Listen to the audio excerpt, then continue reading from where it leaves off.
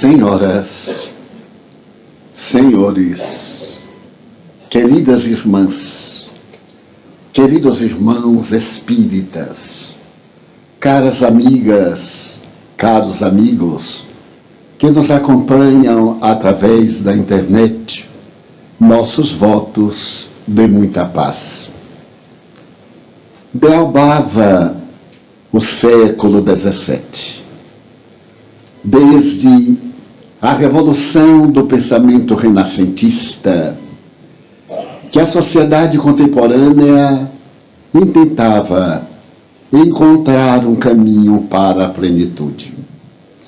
Os descobrimentos, a conquista do caminho marítimo para as Índias, lograram demonstrar que a Bíblia nem sempre tinha razão. Triunfava o sistema heliocêntrico. Os admiráveis instrumentos, ainda muito impróprios, demonstravam a grandeza do universo. O pensamento de Galileu Galilei ganhava aceitação profunda na astronomia, em detrimento da astrologia. Nesse dealbar do século XVII, três grandes cientistas, um deles religioso, levantaram-se para fazer uma propositura. Gassendi, Locke e Hobbes desejavam demonstrar que somente haveria o desenvolvimento intelecto-moral da sociedade se as investigações científicas se libertassem do tacão da fé religiosa e cega.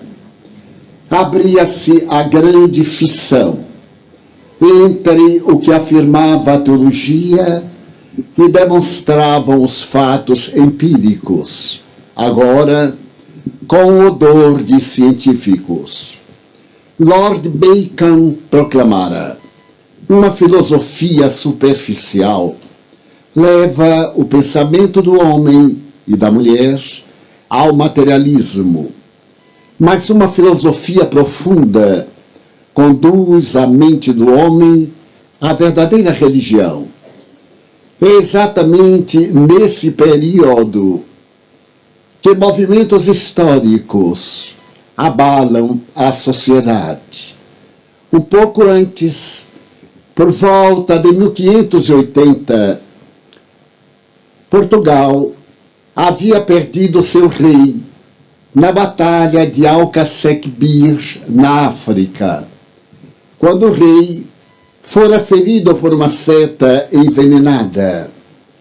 E, naturalmente, para substituí-lo, Dom Henrique, sacerdote em Coimbra, começou a governar o país luso. Idoso e doente, logo desencarnou. E a coroa portuguesa passou imediatamente à Espanha, para a cabeça de Felipe II, por volta de 1580. Ela pertencerá à Espanha até 1640. É um período em que o Império Espanhol não somente se agranda, mas alcança também a Flórida e vai além às Filipinas. O mundo parece reduzir-se. O velho Tratado de Tordesilhas cede lugar a uma compreensão mais vasta a respeito dos descobrimentos. Mas nesse ínterim, entre 1580 e as grandes conquistas do século XVII, merece, em um salto quântico, recuar-se às lutas internas mantidas pela França. Catarina de Médicis havia experimentado o horror de ser abandonada pelo esposo. que sai de Paris para Blois e ali, com a sua amante, governa a França. Mas sendo ele de organização física frágil, veio a desencarnar. E os 3 filhos de Catarina, da Casa Medici italiana, vão governar a França. Nesse ínterim, a Espanha se havia separado da Holanda, depois da tentativa dos holandeses de governar o mundo graças à conquista do caminho marítimo para as Índias. E é nesse momento que Catarina sente a necessidade de expandir o território francês. Ela aceita a união conjugal de sua filha com o Duque de Navarra e percebe que chegou o momento de triunfo. O almirante Coligny, que visitará o Brasil mais ou menos nesse período, adotava a conduta protestante. E os huguenotes se haviam revelado admiráveis adversários da rainha temperamental. Alguém sugeriu uma aliança com Felipe II, que agora magoado com a Holanda, aceitava naturalmente a adesão da França.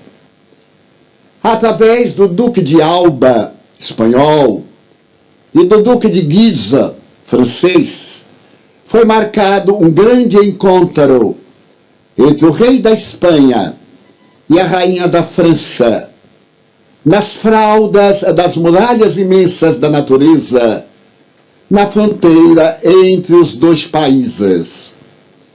Catarina organiza a sua corte e leva 200 jovens, alegres, francesas, dizem as más línguas, para conquistar os espanhóis. Mas, no entanto, merece considerar que o rei da Espanha, apesar de um temperamento bravio, temia muito aquela mulher que vinha dos Médicis.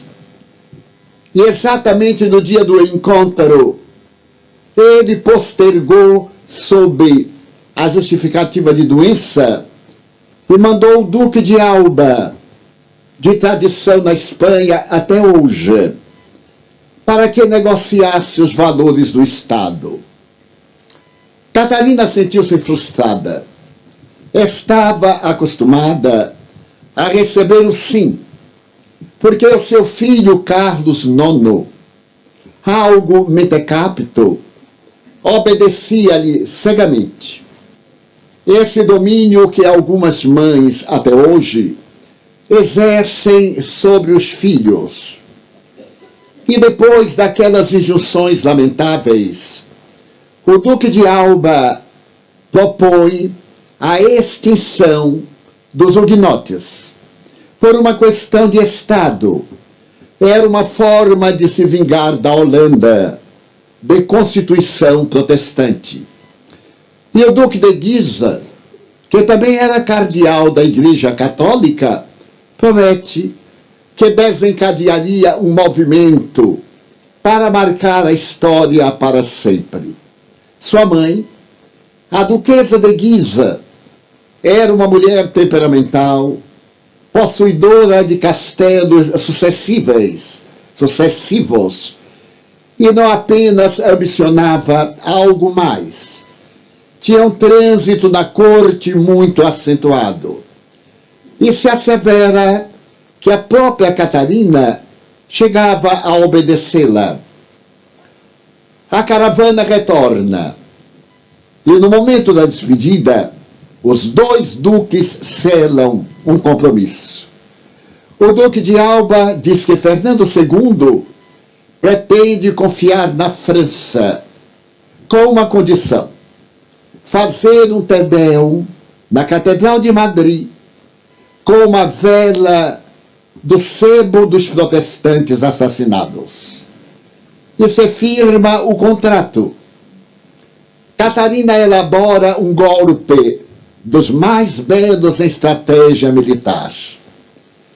Promove o casamento da sua filha, que era um casamento político, com o Duque de Navarra, protestante, porque isso atrairia a Paris todos aqueles que adotavam o pensamento huguenote. E se apresenta a data para o matrimônio de Marguerite, mais tarde conhecida como a Rainha Margot. O Duque de Navarra vem a Paris. As portas abrem-se. E às vésperas do enlace matrimonial, mais ou menos 23 de agosto de 1572, o palácio do atual Louvre está em euforia. De um lado, a preparação para o matrimônio. Do outro lado, o segredo de Catarina, do Duque de Guisa e de sua mãe, ambicionando o lugar de destaque na herança dos Valois, que haviam governado a França até então.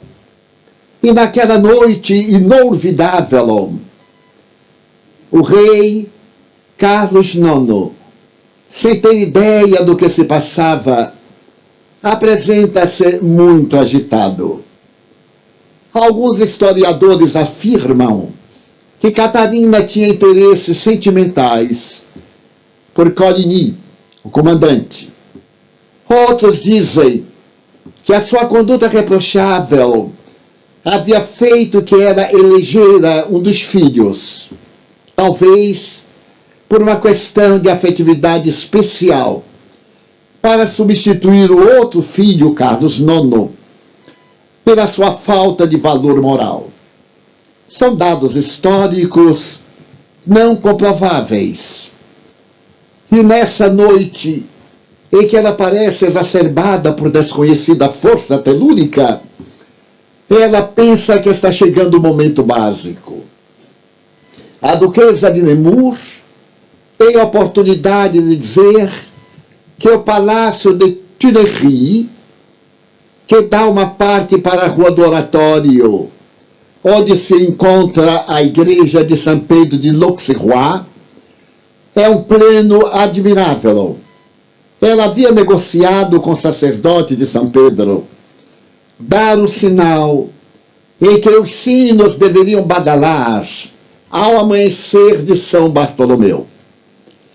E naquele badalar dos sinos, as tropas francesas matariam os estrangeiros em geral, quase todos protestantes.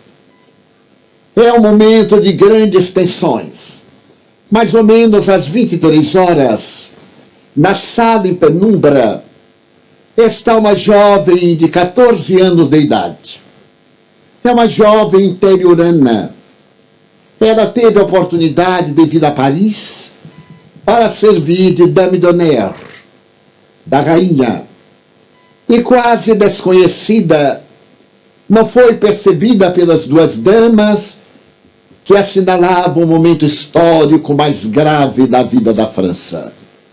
Mas ela ouve também uma ama que passa, escuta o plano maléfico e de imediato corre à casa de Coligny, a uma distância de uns 500 metros, e avisa ao grande conquistador naval. Ele foge pelos telhados e, a saltar entre uma mureta e outra, cai e quebra a perna. Mas foi poupado da traição da noite de São Bartolomeu. A duquesa aproxima-se de Catarina e diz: este é o momento azado. Paris dorme. As pessoas não têm a menor ideia do nosso plano. Leve o documento para seu filho assinar e colocar o selo real. Catarina treme. Alguns historiadores afirmam que ela teria sido manipulada. Outros, utilizando-se das suas cartas, demonstram a sua crueldade. Mas são questões muito difíceis de se julgar historicamente quase 600 anos depois.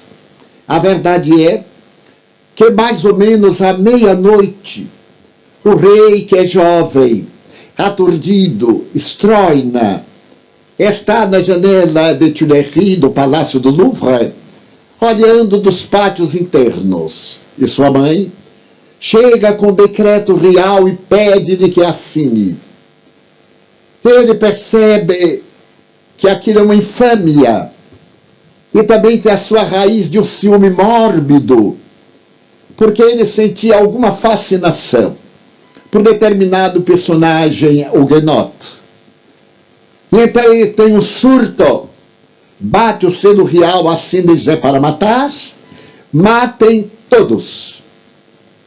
Catarina triunfa, dá o decreto à duquesa de Nemours, e ela vai pelo imenso corredor na direção da janela da Rua Latoile, e com a lâmpada ela dá o sinal ao sacerdote de l'Auxerrois. Então ele se ergue, vai à torre e os sinos badalam. Era um sinal. Começa a matança. Uma matança indiscriminada. As águas do rio Sena ficaram poluídas por mais de um mês. E segundo alguns historiadores audaciosos afirmam que naquela noite em Paris 25 mil pessoas foram vilmente assassinadas. Estende-se a perseguição por todo o território francês. E essas lutas contra os huguenotes não irão cessar até mais tarde, quando o cardeal Richelieu e sua eminência Grise fazem a grande conquista de uma parte do Império Francês em uma ilha querida que também é território, como se fosse uma península, Saint-Michel. As dores que tomam conta da França não são jamais ultrapassadas. E essa noite de horror ficará assinalada na história da França. Nesse momento, as hostes celestiais programam a reencarnação de dois grandes vultos que vêm trazer à Terra a missão sublime de voltar Jesus descrucificado. Trata-se da programação da vida de Júlio César, que na sua condição de conquistador da África e da sua intelectualidade tem a missão de espalhar a língua francesa praticamente por toda a Europa, a fim de que o Consolador que Jesus prometeu, quando chegar, encontre ressonância de comunicação naquele barato de idiomas, dialetos quase incompreensíveis.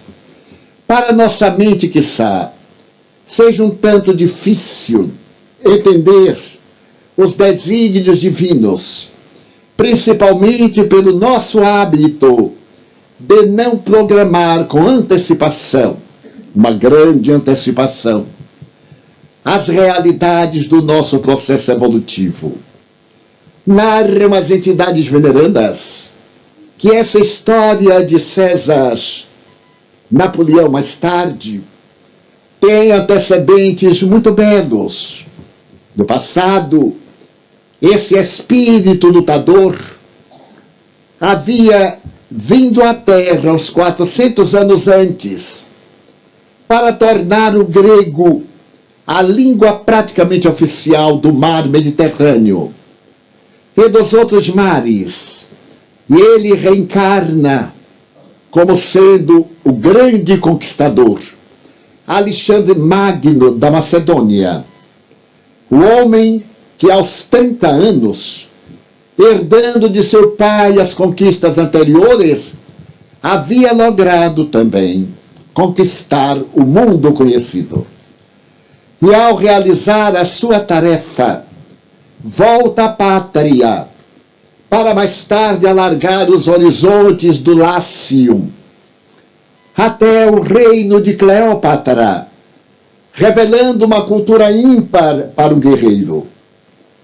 Porque Júlio César descendia de uma família nobre, a Casa Júlia, e deixou legado de natureza cultural dos mais belos. Recordar-nos-emos, por exemplo, de um dos seus poemas em alexandrino e latim, As Quatro Idades. Também a travessia do Rubicon, que é um rio, tornando célebre uma sua frase: Vini, vidi et vincit. Vim, vi e venci. Esse legado faz com que o pensamento latino predomine na cultura europeia. É verdade que havia o latim clássico e o latim popular, da soldadesca, dos legionários. Mas César, de tal maneira se destaca, que passa a cultivar a ideia que ele é divino, é filho de um Deus, naturalmente dentro da mitologia, que é a herança arquetípica estabelecida por Jung para explicar a ancestralidade do nosso conhecimento. Programando-se a vinda de Napoleão, programava-se também a vinda de um apóstolo que deu a sua vida na amarga alta noite da Idade Média.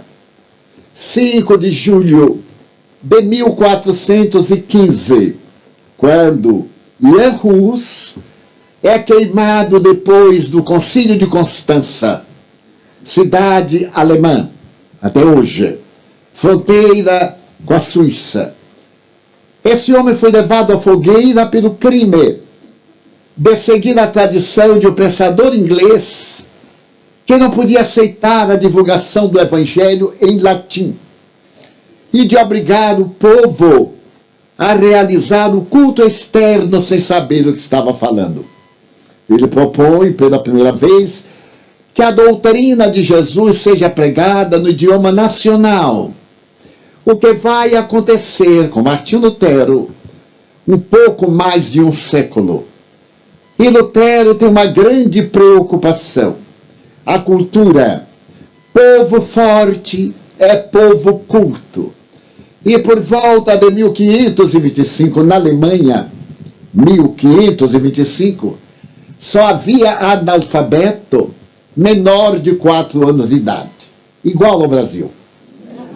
Dessa forma, a função dele agora era desenvolver a língua francesa, neolatina, para que o Evangelho pudesse penetrar nas almas com facilidade, como aconteceu a Saulo, que nasce em Tarso, cidade grega, que fala latim, porque o latim era o idioma das cidades vencidas, e nasce na Judeia, para profundamente conhecer a mensagem profética, e podendo comunicar-se no idioma hebreu, no latino e no grego, é o homem que vai criar as regras básicas do cristianismo. Ser talvez o primeiro teólogo através das suas cartas, porque Jesus não veio criar o cristianismo, ele veio ensinar o amor. E é natural que, em homenagem a ele, o jovem médico Lucas, que se tocou com a alma gigantesca de Paulo numa embarcação, diga um dia ao insigne divulgador da doutrina: aliás, costumo dizer que nós somos cristãos por causa de Paulo, porque talvez a doutrina ficasse amortecida naquele pequeno burgo que é a Palestina, não fosse o comando sublime de Jesus. E Lucas se fascina.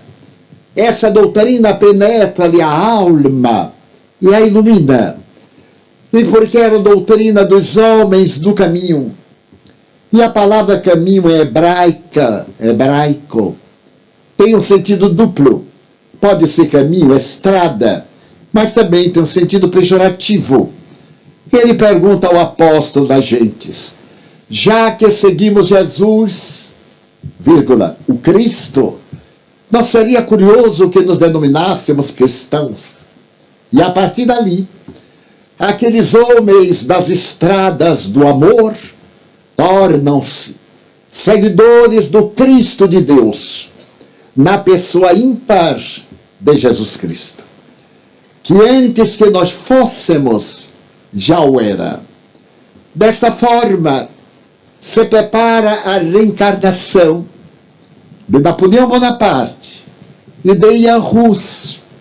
Narrou-me um espírito muito querido, quando eu fui visitar o local em que ele foi imolado, que no momento em que ele estava na fogueira, ele olhava para o seu adversário, desses ódios pela inveja, porque na raiz de muito ódio, de muita perseguição, há sentimentos soezes, filhos diretos do orgulho, do egoísmo, esse câncer da sociedade.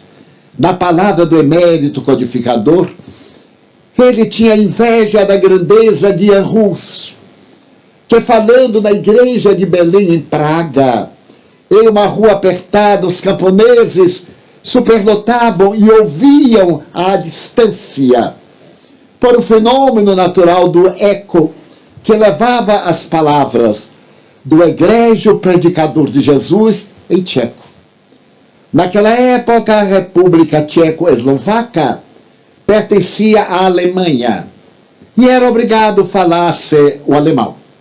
Mas ele falava a língua nacional, que era tida como dialeto, o tcheco. E a mensagem dele, de Jesus, encantava tanto que Jerônimo, o doutor da Universidade de Praga, octogenário, aceita Jesus, se fascina de tal forma que será o próximo mártir, no mesmo mês de julho do ano seguinte. Dessa forma, se prepara este matrimônio. E um dia, o espírito Humberto de Campos, através da mediunidade incomparável do venerando apóstolo Francisco Cândido Xavier, irá transcrever para nós o encontro no mundo espiritual de Kardec e Napoleão. Kardec lúcido, e Napoleão naquele estado de semissono, acordando para enfrentar os vates e os gênios da humanidade. E Jesus apresentar ao corso o Filho bem-amado, para cuja obra os exércitos napoleônicos iam conquistar terras e corações, para que o Consolador balsamizasse. Nesse ínter, no entanto, havia um grave impedimento. A França, com a noite de São Bartolomeu, cometera um hediondo crime, causa, e era necessário ressarcir, não pagar, ressarcir, corrigir o equívoco através de um ideal no qual o povo, sempre o povo, a massa ignara, a ralé, tivesse direito à vida. Mas para que esse direito fosse conhecido, veio o iluminismo, uma filosofia baseada na cultura, que não se preocupava muito com a fé religiosa, porque era cega, inoperante e cruel. E então vieram Jean-Jacques Rousseau, o extraordinário ginebrino, que nos oferece obras de pedagogia, mas também de iluminação de consciência fascinante. Para que viesse Voltaire, este homem que por volta de 1792 na loja maçônica As Nove Irmãs, em Paris, aos 82 anos de idade, recebendo o grau de 33, a condecoração máxima da maçonaria, ele dirá: eu não creio em Deus, no Deus que os homens fizeram, mas eu creio em Deus, aquele Deus que fez os homens. Porque a tradição, pelo fato desse Jean-Marie Arouet não ser católico, denomina o materialista. Mas não era, porque para ser maçom, a condição sine qua non é crer em Deus, respeitar o tronco da solidariedade e amar o seu próximo. É a trilogia. E ele, ao fazer o discurso de improviso, segundo a maçonaria francesa, por 2 horas, estando ali a representação de Catarina da Rússia e de 9 países através dos seus reis e embaixadores, ele apoia os maçons por serem libertadores daqueles que são infelizes e se torna, evidentemente, maçom. Mas é agora um bárátaro, porque se Voltaire está construindo a enciclopédia, outros expositores estão pelas ruas de Paris proclamando a necessidade de desaparecer a aristocracia, o direito divino dos reis, os impositivos e as glórias do clero. Até um dia, 14 de julho de 1789, 217 anos depois da noite de São Bartolomeu, estão no Café de Paris, ao lado da ópera. Ainda tem lá a mesinha em que eles estavam. Eu me sentei à mesa, na cadeira, na mesa, e passei a mão, porque eu parecia escutar as vozes desses homens notáveis. Condorcet, à frente, Voltaire, Montesquieu, Diderot, falando da liberdade, e de uma mulher extraordinária que veio do interior para dizer que a mulher tinha direito à vida.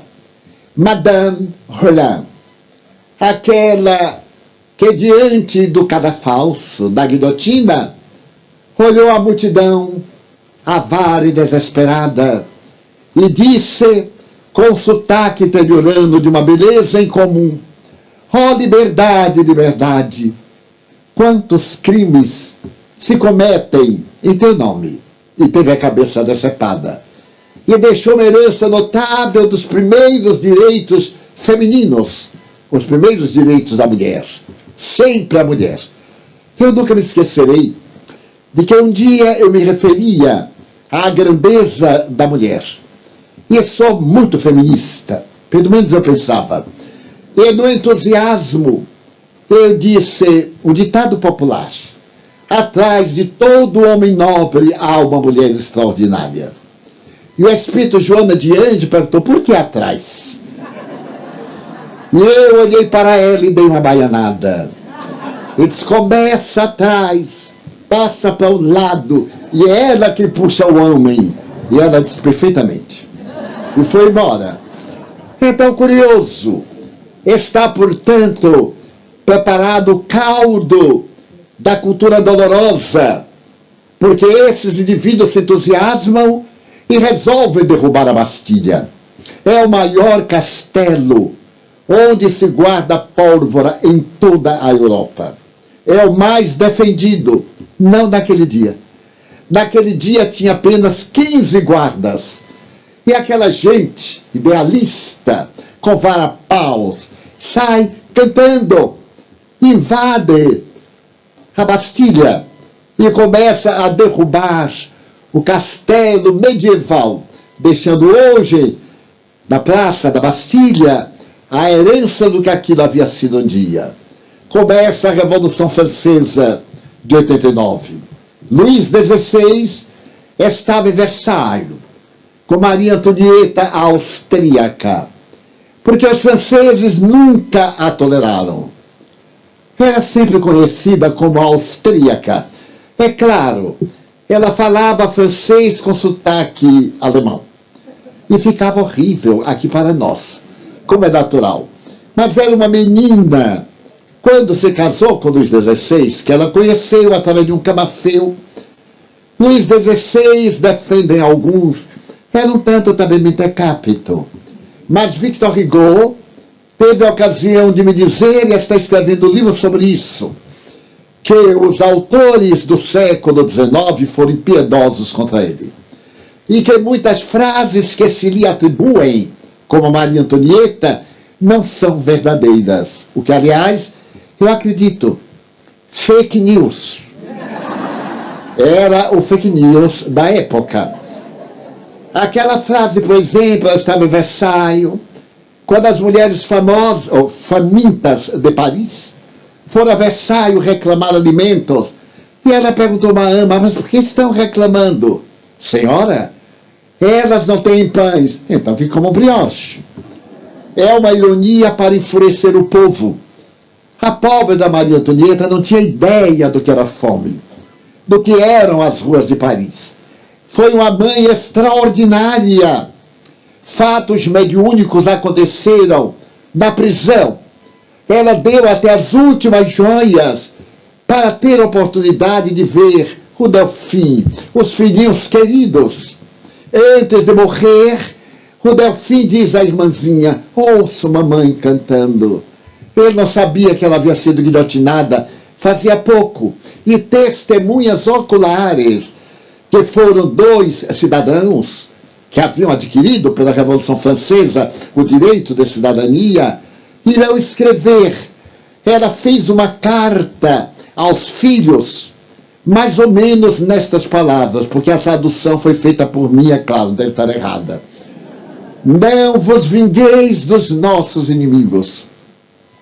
Lembrai-vos de vosso pai. Ele disse, o amor nosso pela França merece as nossas vidas. Mas sede bons franceses e amai a nossa pátria.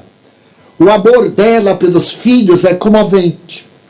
E o envelhecimento precoce, como foi descrito muito bem por um grande autor polonês que se suicida no Brasil, é comovedor quando o filho é obrigado a acusá-la em pleno tribunal, que a torna uma desventurada. Esta criança de 6 anos foi induzida a acusar a mãe sem saber o que estava falando. Os adversários dos reis, de Luís XVI e de Maria Antonieta, que amavam a França, foi induzido a uma expressão em francês e em português muito decorosa, libidinagem. E no momento em que ele era testemunha contra os pais, sem saber, o acusador pergunta, é verdade que sua mãe pratica libidinagem com você? Oui, monsieur. Mas ele não sabia o que era. E isso pesou no julgamento. Diz a tradição que quando ela ouviu o filho dizendo isto, que os cabelos teriam embranquecido de angústia nesta hora, que sabia da inocência do seu filho, e quem jamais isso lhe passara pela cabeça. Ela foi capaz de guardar um segredo real, porque Luís XVI era impossibilitado de cumprir o matrimônio. Só mais tarde ele foi submetido a uma leve cirurgia que lhe facultou completar o casamento sendo-lhe fiel, jamais enunciando o motivo pelo qual não se encontraram no leito conjugal e nos lençóis os vestígios da virgindade. E ela foi acusada de ser uma mulher sem caráter e ter vindo para a França já violada. São então as mentiras históricas. E eu me permito uma coisa. Quando eu estudei história, meu Deus, nem me lembro quando, eu era garoto de 12 anos. E então se estudava a invasão dos holandeses na Bahia. E é um momento muito interessante. Eu tinha muito boa memória, e então memorizava quando o almirante Lonck, que governava a esquadra que os baianos venceram, então diz assim: o grande holandês enrolou-se no pavilhão da sua pátria e disse as seguintes palavras, atirando-se ao mar: o oceano é a única sepultura digna de um almirante batavo. Eu ficava apaixonado. Mas um dia raciocinando, mas quem é que ouviu ele dizer? Daquela batalha horrorosa, os baianos invadem o navio, incendeiam, ele falava holandês, os baianos falavam português, e daquele horror, ele então se enrola e tem esse gesto lindo. Coitado, nem teve tempo, ele foi empurrado ao mar de qualquer jeito para poder haver a vitória. Coisas da história que são histórias. Então eu estou alongando de propósito, porque tenho tempo livre até às 20 horas. Mas acontece que nesse momento a França é chamada a preparar o seu seio para que nasça ou renasça Jan-Hus, que significa João Pato. Porque a palavra Rus, em tcheco, é pato ou ganso. E Viana de Carvalho, o espírito, me disse, quando ele estava sendo queimado, que ele olhou para os acusadores e disse: hoje vós assais o pato, mas dia virá em que um cisne de luz viajará tão alto que as vossas labaredas não alcançarão. E nasce Hipólite Lyon Benizar Rivail. Mas para que pudesse vir Hipólite Lyon Benizar Rivail, a França precisava depurar a sua psicosfera, os ódios no mundo espiritual. Porque muita gente pensa que o mundo espiritual é feito de algodão e que as almas de lá são fantasmas, esquecidos que nós é que somos fantasmas. Eu nunca me esquecerei quando foi feito ali o Flamengo, se colocou o morro dentro do mar e fez aquela área muito bonita. Uma senhora velhinha ia passando, quando o ladrão chegou, pegou do revólver, no tempo que não tinha roubo, agora é o tempo que quase não tem roubo, e colocou nela e disse: é um assalto. Ela disse: coisa curiosa, quando eu estava encarnada na terra nunca fui assaltada. Então o ladrão, claro, uma alma do outro mundo, a gente tem medo de alma do outro mundo, eu tenho horror àqueles fantasmas ingleses, mas quando falo espírito eu acho tão natural, mas fantasma dá arrepio. Pois bem, então a Revolução Francesa de 1789 foi para depurar as almas em litígio no além, reencarnam em massa, culminando com os dias do terror, Robespierre, Marat, Danton, e os vultos heróicos, especialmente de uma jovem de nome Carlota Corday. Era uma jovem que amava sua França querida, e ela tem a oportunidade de ver Marat, que sofreu uma dermatose e vivia numa banheira de água mais ou menos tépida. Ela vai visitá-lo e mata-o para matar o sicário da humanidade. Ela morreu, mas morreu por um ideal de salvar milhares de pessoas. E então são dias dolorosos, aqueles do terror. Até que, por volta de 1792, se proclamam pela primeira vez os direitos do homem.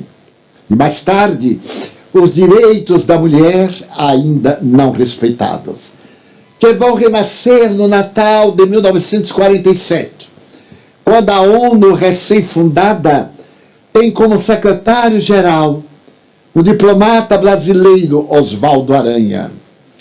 No momento quando o hebreu tem direito de voltar para casa, e começa o grande êxodo, que foi uma película que comoveu o mundo, o êxodo. E logo depois a construção de Israel, a terra onde mana o mel e o leite, aparecem, conforme as profecias. Mas então a França resgata, nesse período da Revolução, aqueles dias tenebrosos de São Bartolomeu. Mas é curioso, Ismael é convidado por Jesus para acompanhar os destinos do Consolador. E quando há um concerto no mundo transcendente, São Luís de França, o guia espiritual, e Ismael, o guia da nacionalidade brasileira, dialogam. E Ismael fala que o espiritismo nasce em Paris, porque em Paris a ideia nasce pela manhã, torna-se popular ao meio-dia, à tarde envelhece e à noite morre para dar lugar a uma outra ideia no dia seguinte. Dessa Paris de luz do século XIX, se costuma dizer, mais vale ser vaiado em Paris e no mundo inteiro desconhecido, do que aplaudido no mundo inteiro e em Paris desconhecido. Então é a Paris dos sonhos, da cultura, da beleza. E uma doutrina como o Espiritismo deverá enfrentar o bisturi da investigação. Terá que enfrentar os enigmas dos tortuosos caminhos do iluminismo, do positivismo que foi apresentado há pouco, para poder enriquecer as almas, de fato, aplaudir como um grande pensador teve a oportunidade de dizer na Academia de Letras: dai-nos uma religião científica e nós vos seguiremos.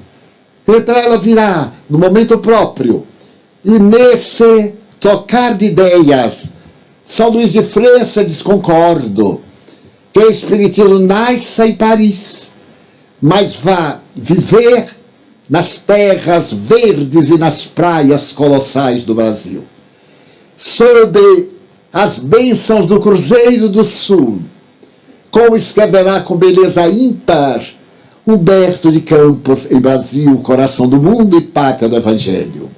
Quantos confrades me dizem: absurdo, é este Brasil? É este Brasil.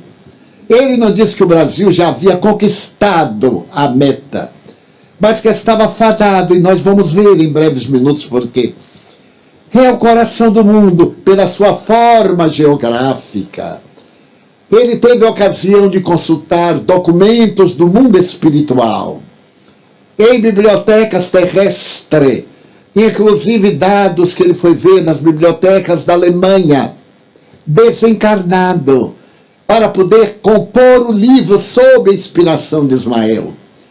É que quiçá uma obra histórica, bem comparável beleza, não porque exalte o Brasil, não será uma nova Canaã, é lógico.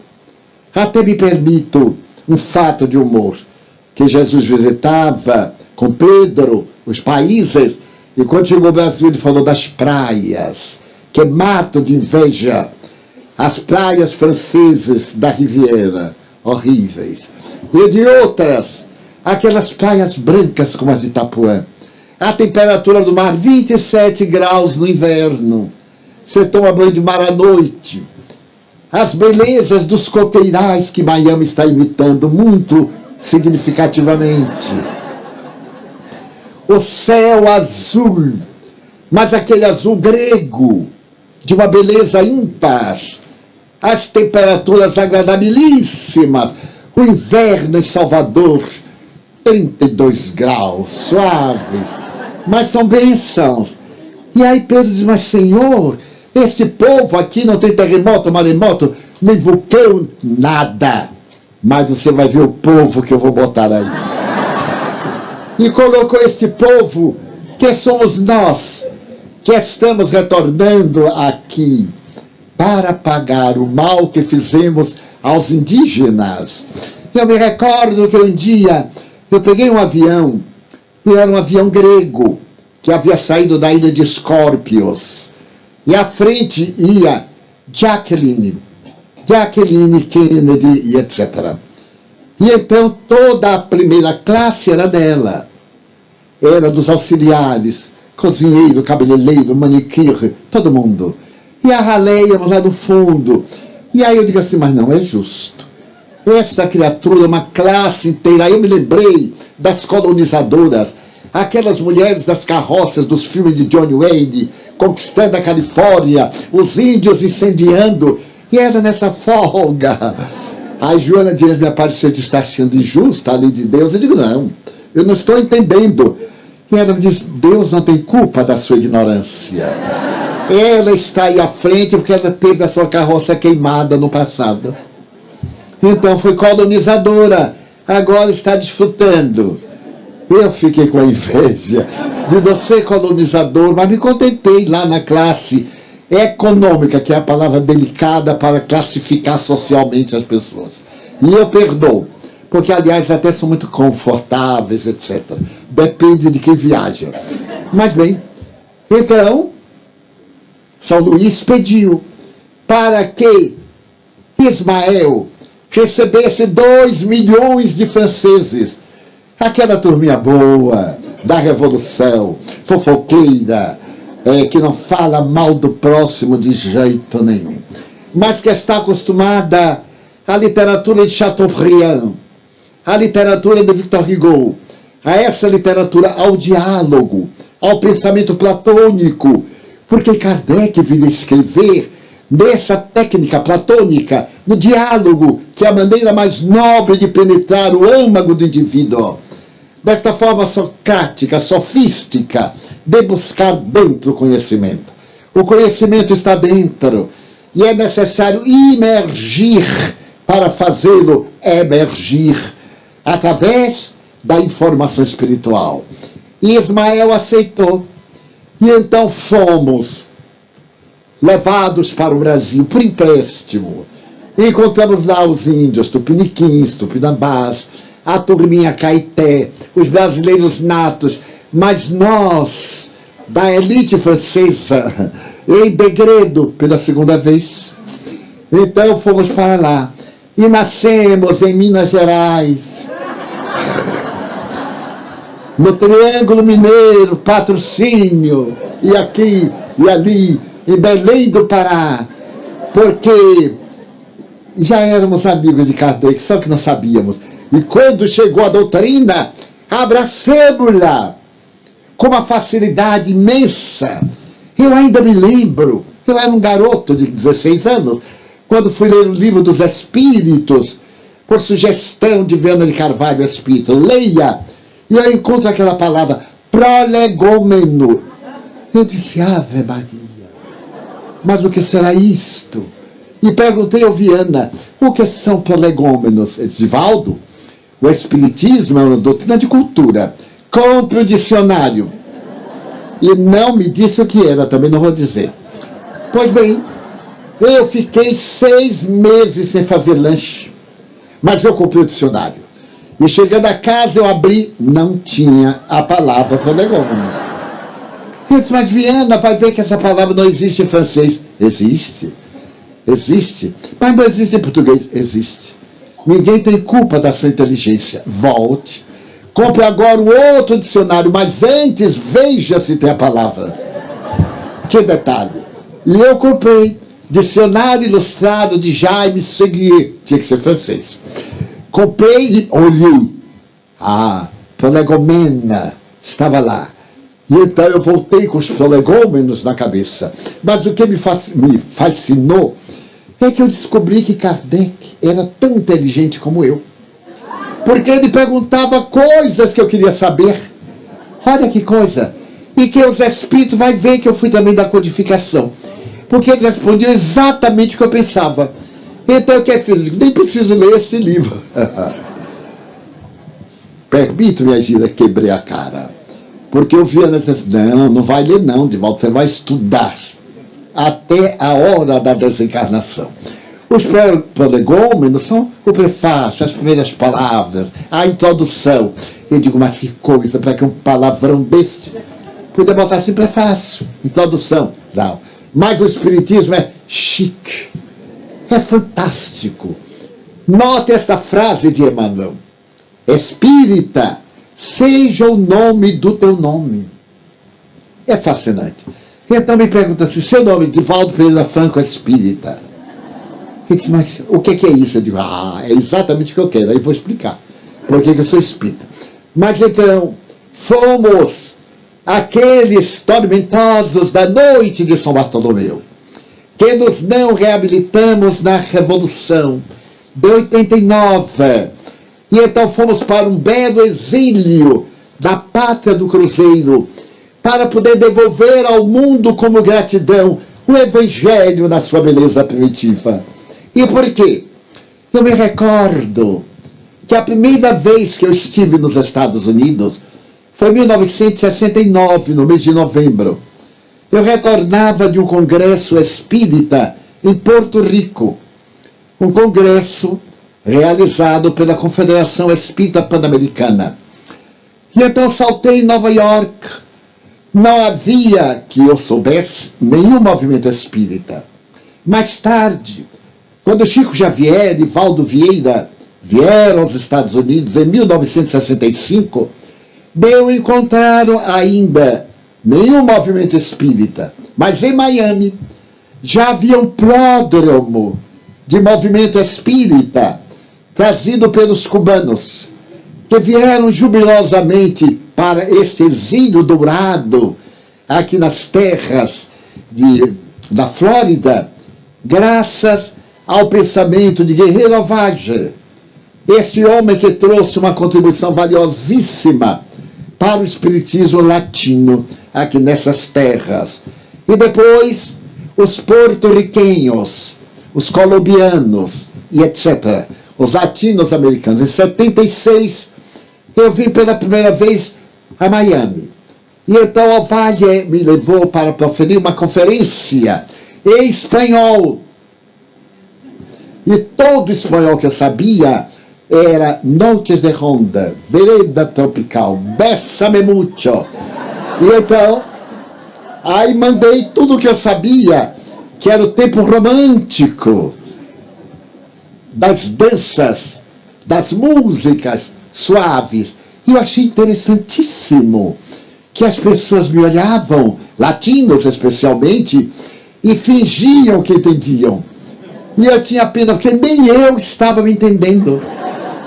Mas eles estavam. Eu já tinha experiência da primeira ida a Buenos Aires, em 1962.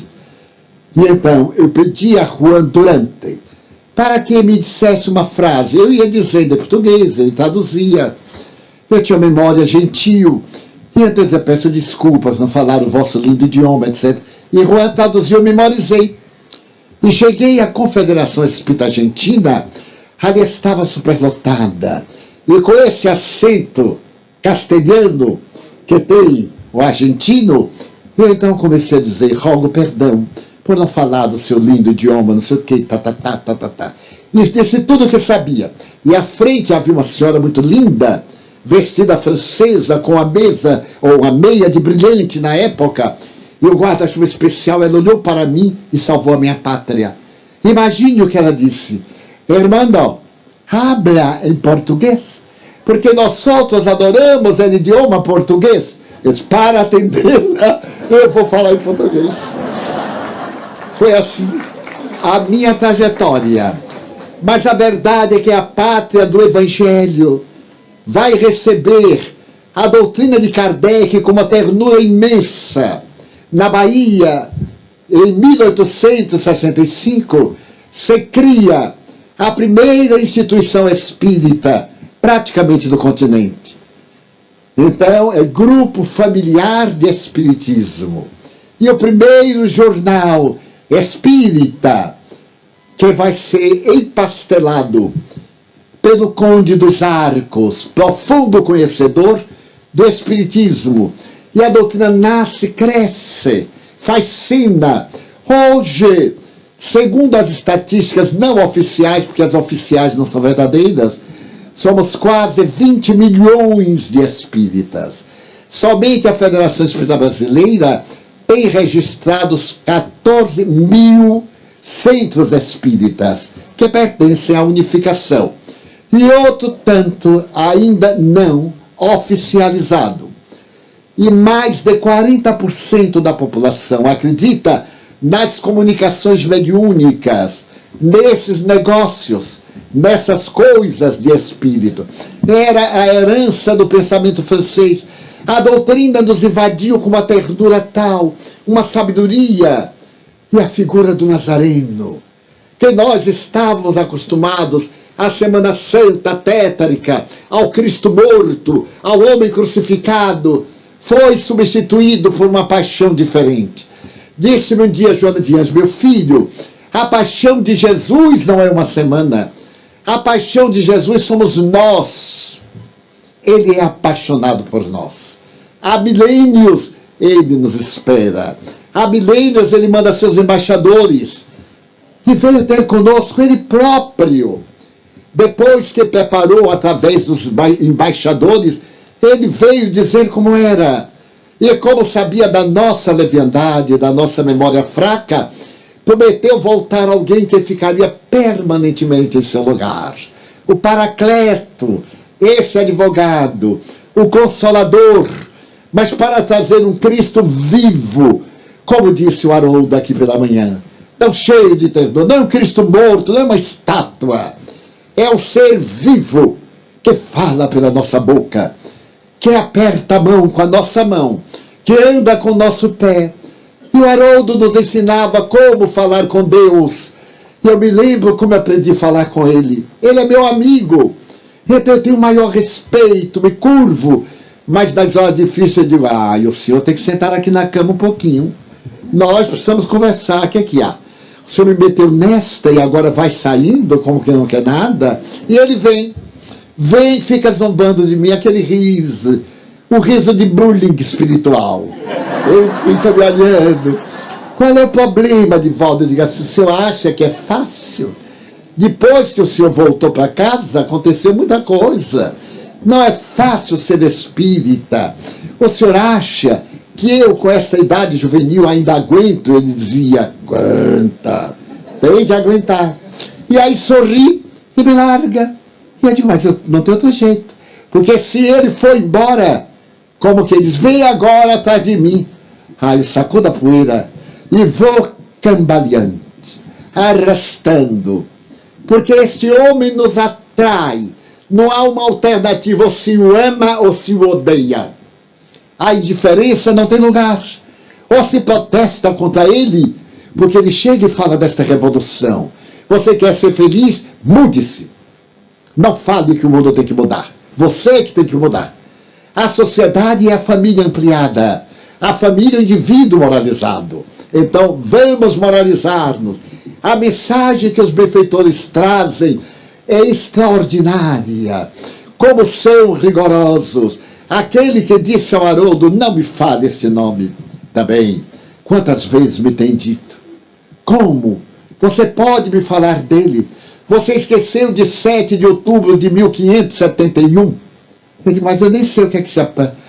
quando o Papa Pio V venceu a batalha de Lepanto no porto de Corinto e prendeu os mouros e os escravizou e os expulsou da Europa, e nós fomos cair em Portugal nas mãos terríveis da Inquisição dele. Eu digo: dele não, nossa. Nós é que somos errados. A ideia não tem culpa dos maus idealistas, porque acusaram a medicina da incapacidade do médico. E então dialogamos, e nunca me esquecerei do Chico me contando. Ele atendia um jovem muito querido, que tinha muitos débitos, muitos compromissos, e ele tomou sob sua guarda, sua ternura maternal, permitam-me. Essa figura ânima daquele homem, ânimos, que equilibrava. E então ele estava atendendo o jovem, que se encontrava numa crise, quando chega à porta Satanás, com chifres, com rabo, com o tridente, esfogueado, e vira para o Chico e pergunta: você me chamou? E eu fiz: meu Deus, se eu disser que chamei, ele diz que está aqui. Se eu disser que não chamei, ele vai discutir. Então o Chico sorriu e disse assim: Emmanuel. Emmanuel disse: ele veio visitar você, não a mim. Então,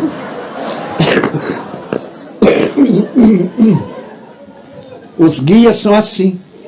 Aí Chico sorriu e disse assim: Chamar não chamei não, mas já que o senhor veio, vamos conversar, porque eu sou portador de muita força. Ah, graças a Deus. Eu tenho esse olho doente aqui há mais de 40 anos. O senhor quer me ajudar por caridade, em nome de Jesus? Esse nome de quem? De Jesus. Ai, Satanás, mas eu sou Satanás. Eu sei, Satanás, mas eu sou de Jesus, então vamos. Ai, Satanás se aborreceu, deu-lhe as costas, deixou um cheiro agradável. E foi. Então, irmão, eu disse, Chico, você doutrinou Satanás. Então você queria de mim mesmo o quê? Eu disse, agora eu não preciso mais, Satanás já foi embora. Então eles vêm e nos enfrentam. Porque houve momentos em que nós traímos a dulce da mensagem do Evangelho. Francesco nos fascinou nos séculos 12 e 13. Sua voz doce falou-nos um poema inolvidável. E o que fizemos dele? Traímos-lo no justo momento em que ele foi na cruzada em busca de um túmulo vazio. E quando retornou, nunca mais saiu da porciúncula, traído pelo melhor amigo, que começou a reverter a ordem até hoje.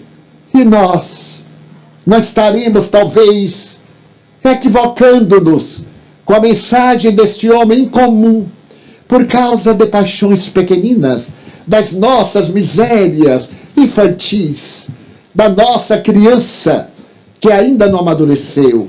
É chegado o momento de aproveitarmos este momento e dissermos sim, não é o país da promissão, mas é um país que não tem karmas coletivos.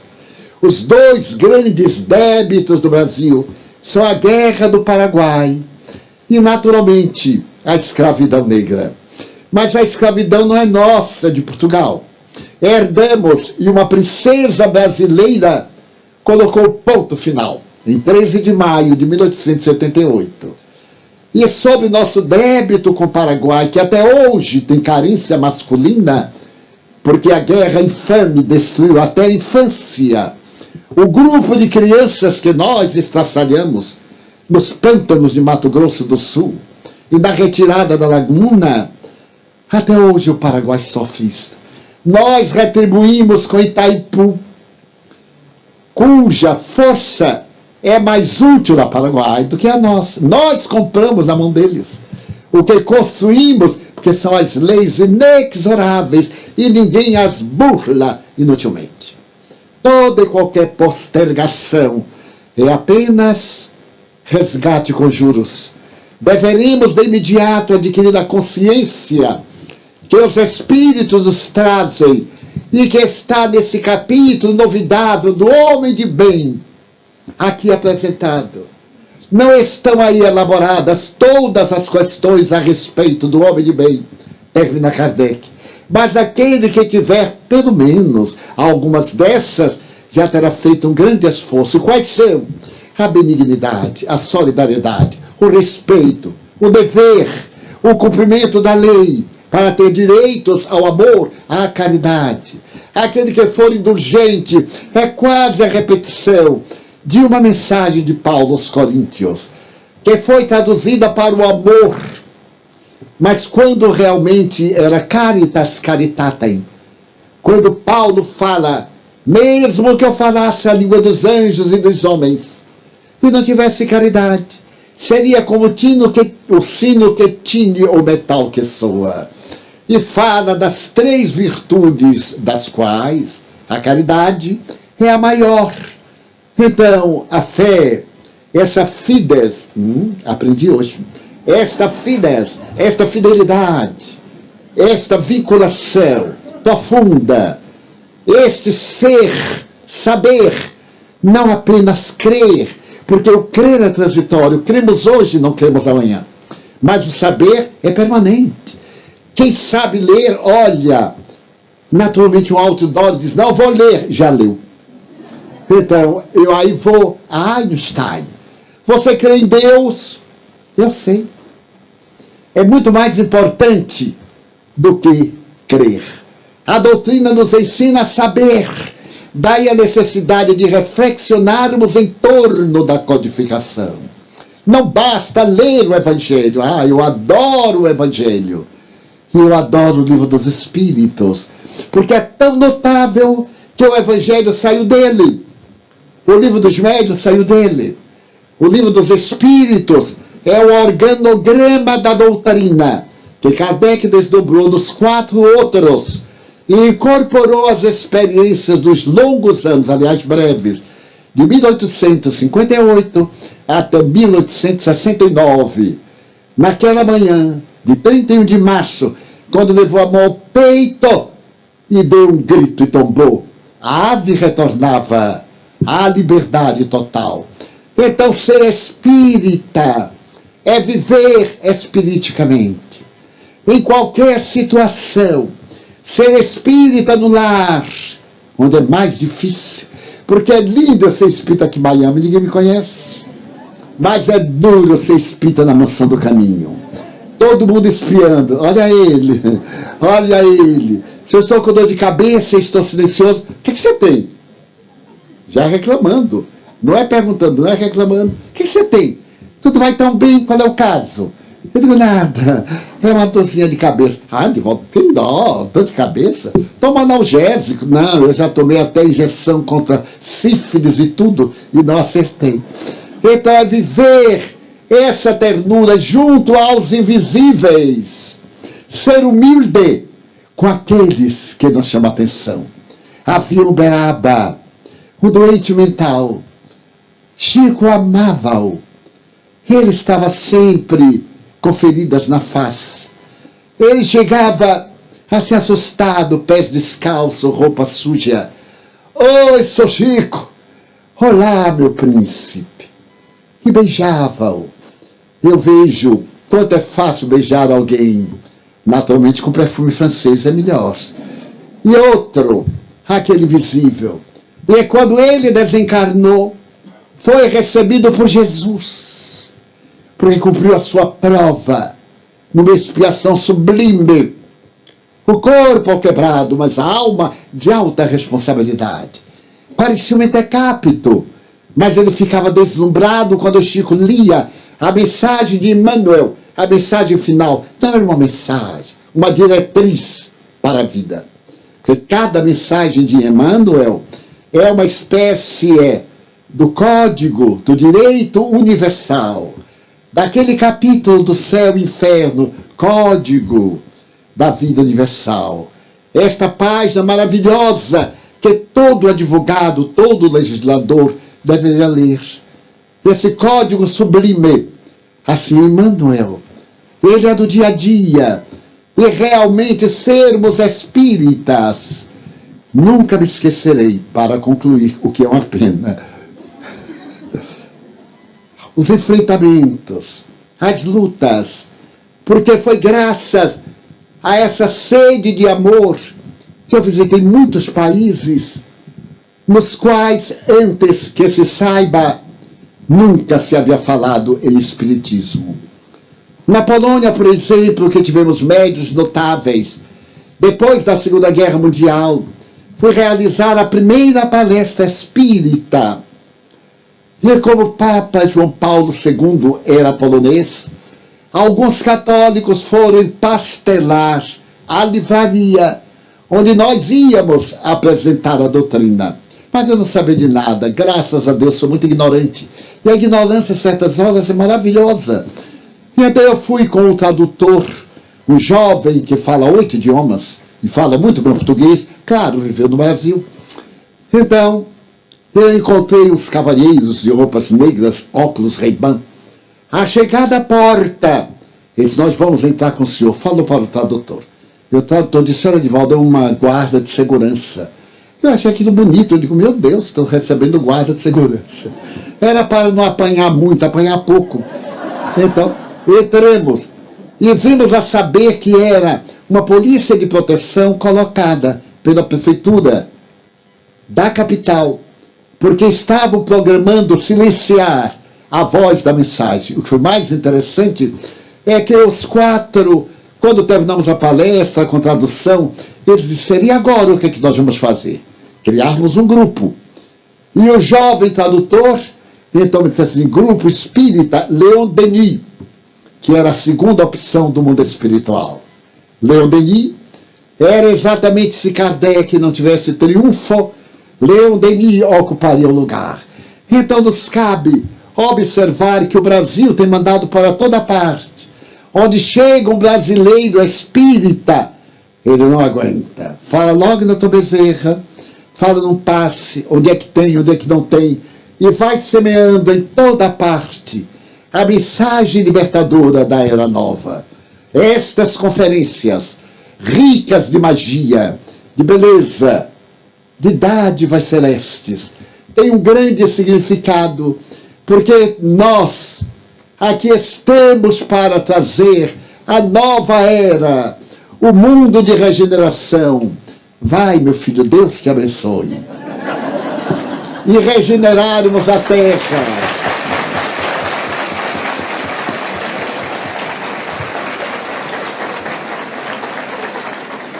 Sermos melhores.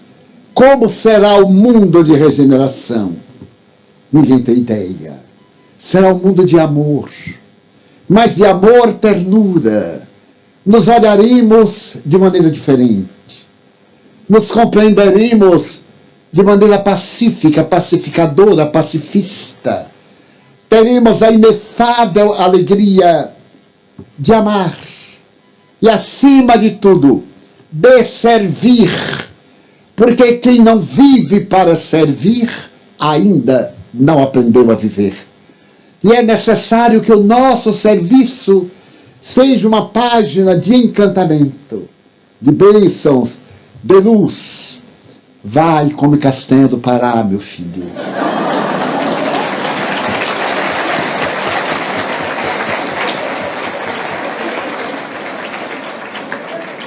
E então, iluminados pelo fanatismo de ontem, massacré, como gritavam nas ruas de Paris, massacré, massacrar, matar, em nome de Deus, massacré, em nome de Deus. Agora é Hamai, em nome de Deus. Se a revolução trouxe a liberdade, que não se transforme em libertinagem, que sejamos livres, respeitando o direito de liberdade do outro, que demos ao outro a liberdade que nos concedemos, e que a nossa liberdade estacione na fronteira da liberdade do próximo. E já estamos vivendo esses dias de regeneração. Eu que tive a honra de falar nesta cidade para 4 pessoas, em Boca Raton, e noutra que eu viajei 2 horas por esta Flórida. E quando eu cheguei, que eu olhei a sala, tinha 3 pessoas, comigo e o anfitrião 5. Alguém sentiu-se mal, saiu, subiu para 4. Então, olhar esse auditório, ouvindo a mensagem de Jesus, fascinados diante das nossas imperfeições. O que nós podemos fazer? Não é possível só pitar o desejo de dizer, meu Deus, eu gostaria de ser uma Via Láctea de estrelas, para que as noites da terra fossem mais belas. Mas na minha pequenez, eu te digo desta vez, como não poderei ser um sendal de astros, deixa-me ser, pelo menos, o pirilampo da noite escura, iluminando a amargura de quem anda na escuridão. Eu desejaria ser como a chuva generosa, que caindo sobre a terra porosa reverdecesse o chão, mas não vou conseguir. Então deixa-me, Senhor, ser um copo com água fria para matar a sede e a agonia de alguém na desesperação. Eu desejaria ser o trigal maduro para de pão matar a fome da humanidade, mas da generalidade eu não vou poder. Então deixa-me ser um grão que caindo no chão se multiplique no milhão e reflete a mesa do homem e da mulher. com a dádiva do pão. Eu desejaria ser um jardim de flores de todas as cores, para embelezar a terra, mas da pobreza que minha alma encerra, se eu não puder ser um jardim, deixa-me ser uma rosa solitária, na frincha da rocha, colocando beleza no altar da natureza. Eu desejaria ser a escada altaneira que levasse a humanidade inteira à culminância da glória. Mas nesse momento de infortúnio que eu não poderei chegar, deixa-me ser uma pedra pavimentando o chão para seus pés aliviar. Eu desejaria ser uma árvore frondosa derramando sombra do chão. Mas se eu não puder, eu te quero pedir para ali ficar. E quando alguém passar pelo meu caminho, eu lhe pergunte de mansinho: olá, quem és tu? E a voz diga: sou teu irmão, sou teu amigo. E eu lhe peça: deixa-me ir contigo. Nada tenho, nada sou, mas eu desejaria ser poeta, orador, artista, cantor, para falar da tua glória. Porém me faltam o extra, a beleza, a sabedoria. E como nada sou, então te quero dizer, Senhor, muito obrigado porque nasci, obrigado porque creio em ti, pelo teu amor, obrigado, Senhor, pela sua atenção, obrigado, Senhor.